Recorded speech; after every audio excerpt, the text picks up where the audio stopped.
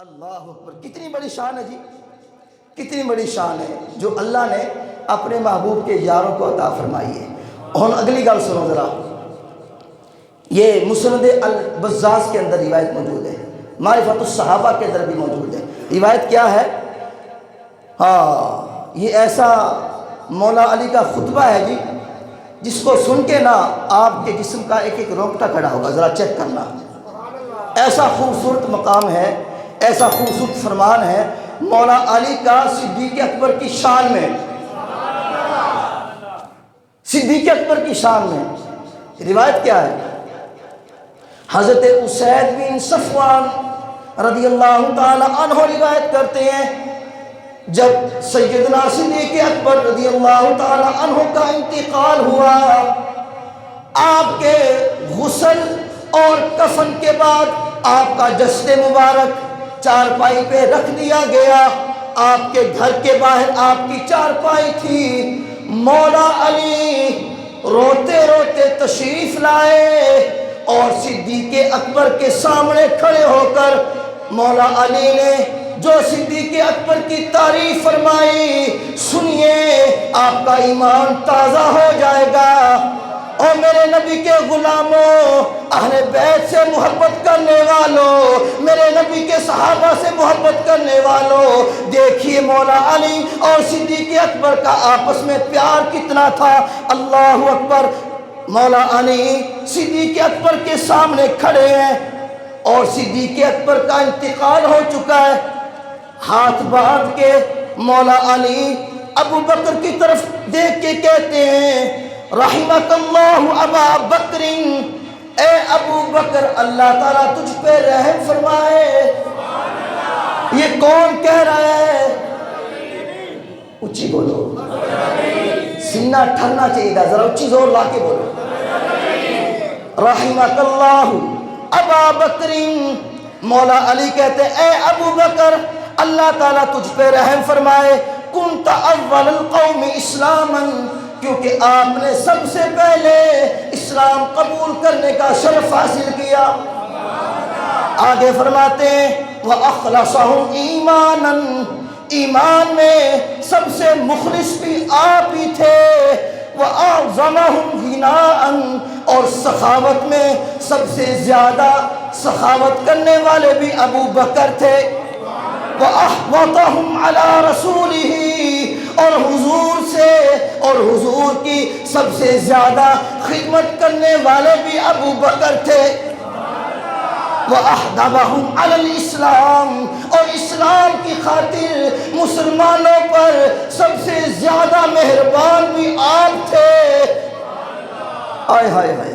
وَأَحْسَنَهُمْ صُحْبَةً، اور حضور کی رفاقت کو جتنا اچھے انداز میں اے ابو بکر آپ نے نبھایا، کسی اور نے نہیں نبھایا۔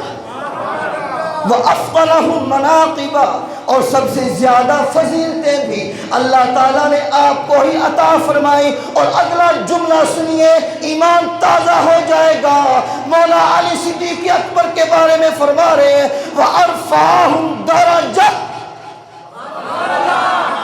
فرمایا پوری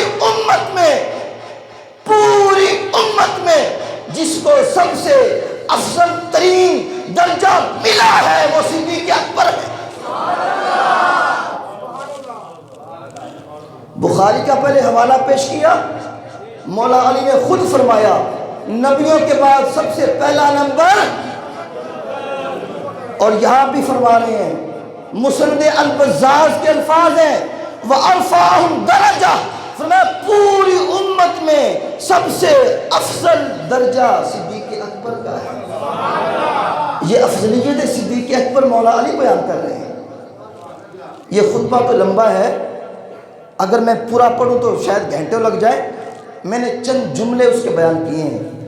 اور جب یہ خطبہ مکمل ہو گیا نا تو آگے مولا علی فرما رہے ہیں، اینڈ کر رہے ہیں فَجَزَاكَ اللَّهُ عَنِ الْإِسْلَامِ وَعَنْ رَسُولِهِ وَعَنِ الْمُسْلِمِينَ، اے ابو بکر اللہ تعالیٰ آپ پہ رحم فرمائے، اللہ تعالیٰ آپ پہ رحم فرمائے، اللہ تعالیٰ آپ کو اسلام، اپنے رسول اور تمام مسلمانوں کی طرف سے بہترین اجر عطا فرمائے۔ اب صدیق اکبر کے انتقال پہ سارے صحابہ غم میں ڈوبے ہوئے تھے، سارے کے سارے رو رہے تھے۔ مولا علی رو رو کے صدیق اکبر کا یہ خطبہ پڑھ رہے تھے، اور جب یہ خطبہ، یہ روایت مکمل ہوئی نا، آپ نے بات ختم کی، تو راوی کہتے ہیں جتنے صحابہ بیٹھے تھے پہلے بھی غم میں ڈوبے ہوئے تھے، لیکن جب یہ خطبہ سنا نا تو رو کے مولا علی کو کہنے لگے، اے حضور کے چچا زاد، جو آپ نے کہا ہے صدیق اکبر بالکل ایسے ہی تھے، جو آپ نے کہا ہے بالکل صدیق اکبر ایسے ہی تھے۔ ہیں جی، صحابہ تائید بھی کر رہے ہیں مولا علی کے فرمان کی کہ صدیق اکبر کا جو تسی مقام بیان کیتا نا بالکل انج دے سن، رب نے بڑیاں شاناں عطا فرمائیاں۔ اللہ اکبر، اللہ اکبر۔ تو میں کہتا ہوں دعویٰ تمہارا یہ ہے کہ ہم مولا علی کو مانتے ہیں، اہل بیت کو مانتے ہیں۔ میں کیا یار، تسی اگر مندے ہو تھوڑے کو دلیل کی ہے؟ کہنے جی ہم علی علی کرتے ہیں، ہم حسین حسین کرتے ہیں۔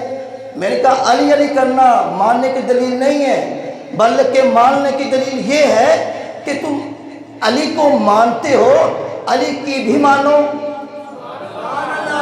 جنہوں سمجھ ہو تو بولے نا یار۔